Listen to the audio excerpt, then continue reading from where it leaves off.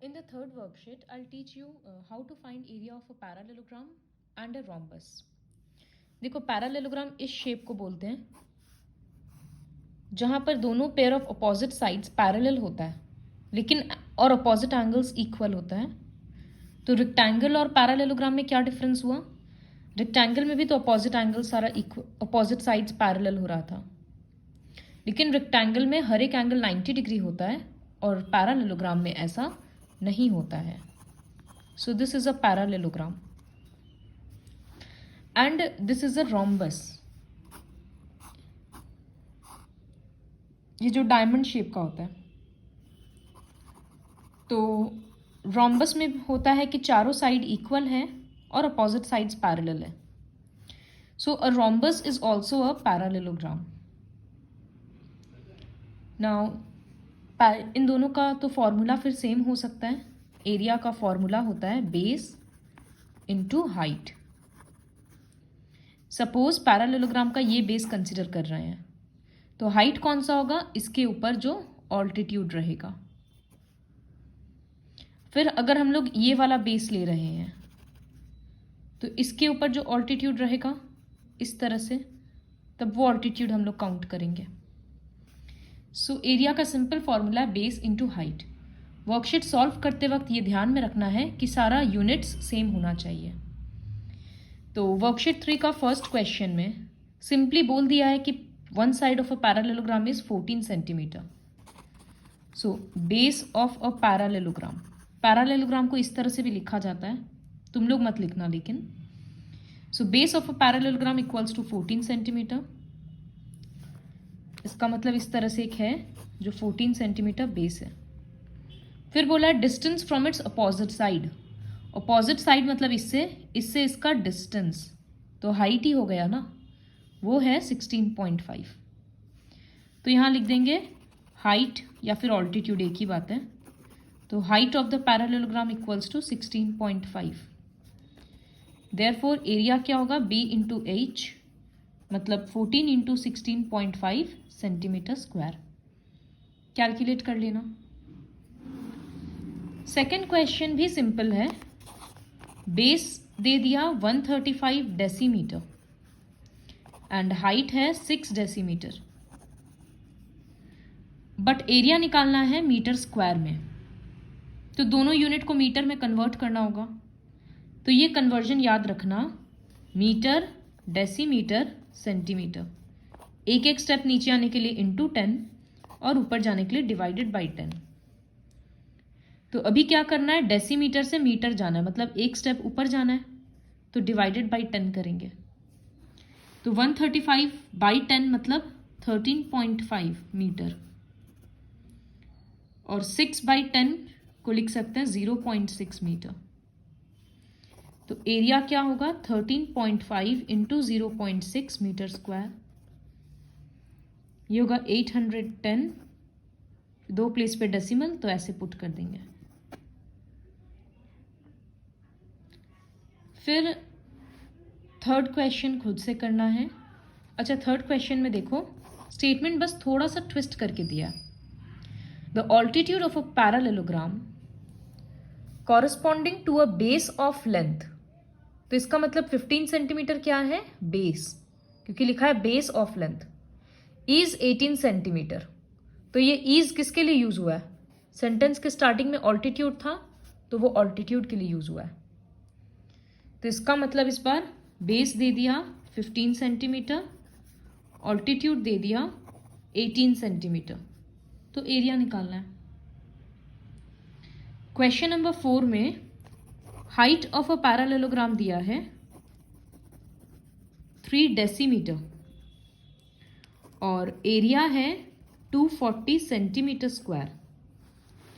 तो देखो unit same नहीं है ना, तो डेसीमीटर से सेंटीमीटर में आने के लिए एक स्टेप नीचे उतरना होगा, तो इंटू 10 होगा।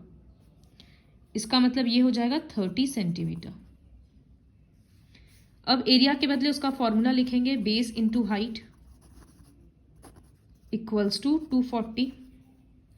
बेस तो पता नहीं है इसलिए कुछ नहीं लिखेंगे, हाइट के बदले 30।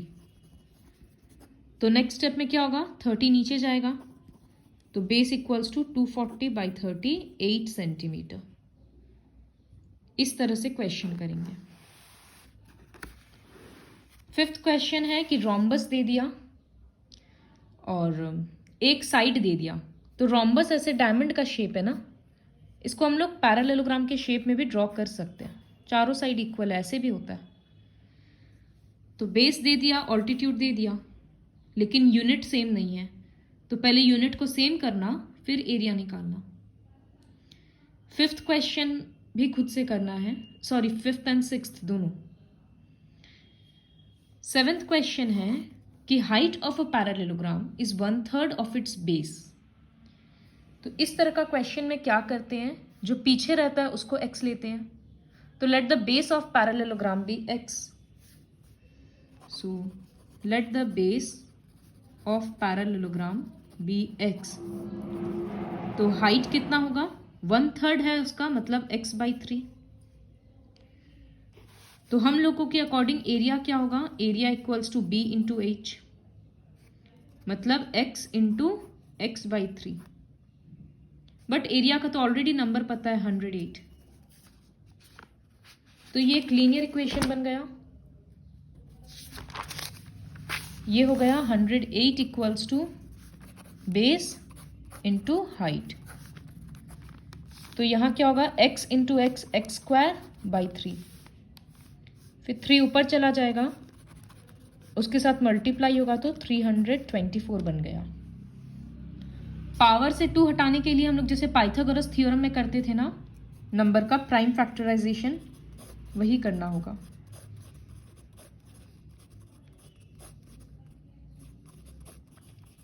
फिर 2-2 का पेयर बनाएंगे और 2-2 में से 1-1 लेंगे। तो 3 इंटू 3 इंटू 2, 18 आ रहा है x का आंसर। देयरफॉर बेस होगा 18 सेंटीमीटर और हाइट कितना था उसका 1/3, x/3 आया था ना, तो 18/3 6 सेंटीमीटर। फिर क्वेश्चन 8, एक रोम्बस है। तो फिर से रोम्बस को हम इस पैरेललोग्राम के शेप में ही ड्रॉ कर रहे हैं। उसका पेरीमीटर दे दिया 56 और एरिया दे दिया, ऑल्टीट्यूड निकालना है। तो पेरीमीटर मत चारों साइड इक्वल है ना, तो पेरीमीटर स्क्वायर के जैसे 4 इंटू साइड होगा। तो पेरीमीटर 56 है, इसका मतलब 4 इंटू साइड इक्वल्स टू 56।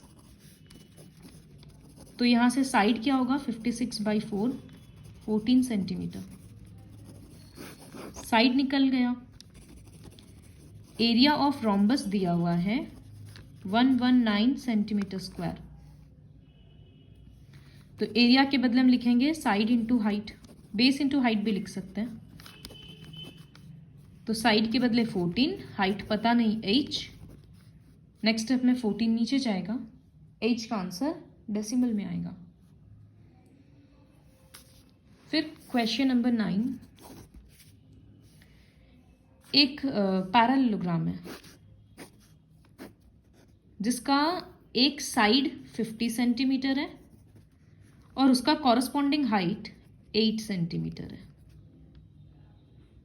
फिर दूसरा ऑल्टीट्यूड अगर 4 सेंटीमीटर है, ये वाला,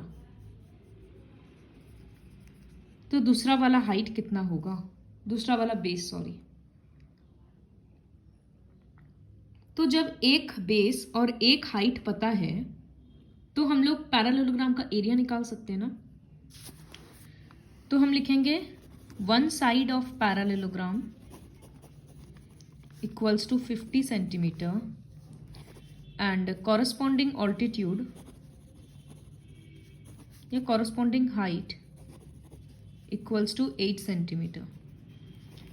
Therefore area of parallelogram, base into height, तो 50 into 8, 400 सेंटीमीटर स्क्वायर। ठीक है। अब जब हम लोग इस कॉपी को टर्न करेंगे तो हम इसको बेस बना सकते हैं और ये हाइट है 4 सेंटीमीटर। तो अब इसमें एरिया के बदले हम लिख सकते हैं, सपोज ये साइड x है तो x into 4, base into height. तो हम लिखते हैं let the other side be x centimeter and corresponding height equals to 4 centimeter. Therefore area कितना होगा, बेस के बदले x और हाइट के बदले 4, लेकिन एरिया तो ऑलरेडी पता है कि 400 है, तो x इंटू 4 4x। तो अब x कितना होगा, 4 नीचे चला जाएगा तो 100 सेंटीमीटर। तो दो साइड से कैलकुलेट करना था, एक बार जो बेस लिए हैं उसके कॉरस्पॉन्डिंग का हाइट, फिर दूसरा बेस तो उसके कॉरस्पॉन्डिंग का हाइट। सेम क्वेश्चन का पैटर्न है क्वेश्चन नंबर 10 का। इसमें एरिया ऑफ पैरेललोग्राम ऑलरेडी बोल दिया है 625 मीटर स्क्वायर। और क्या दिया है, इसमें दोनों ऑल्टीट्यूड का लेंथ दे दिया, एक है 20 मीटर और एक है 25 मीटर। तो जब ये 20 मीटर वाला हम लोग कंसिडर कर रहे हैं तो ये बेस होगा, तो हम एरिया के बदले लिखेंगे base into height equals to 625। बेस के बदले वही रहेगा, हाइट के बदले हम 20 लिख देते हैं। तो यहां से बेस क्या निकला 625/20। काट के आंसर एलसीएम में ले आएंगे, 6.25 आएगा। उसके बाद अगेन फिर से लिखेंगे area of parallelogram equals to 625। फिर से होगा base into height equals to 625। अब इस बार हाइट के बदले हम लोग क्या लेंगे, 25 मीटर ले लेते हैं। सॉरी, ये गलत है मेरा कैलकुलेशन, ये एक बार खुद से चेक कर लेना। तो फिर इस बार हम लोग ले लेते हैं हाइट के बदले 25, तो बेस इक्वल्स टू 625/25 25। फिर लिख देना thus the two sides of the parallelogram are this and this। जो क्वेश्चन नहीं समझ में आएगा उसको रिवाइंड करके वापस देखना, क्योंकि वीडियो वर्कशीट बहुत ईजी है। So complete worksheet 3 with the help of this video।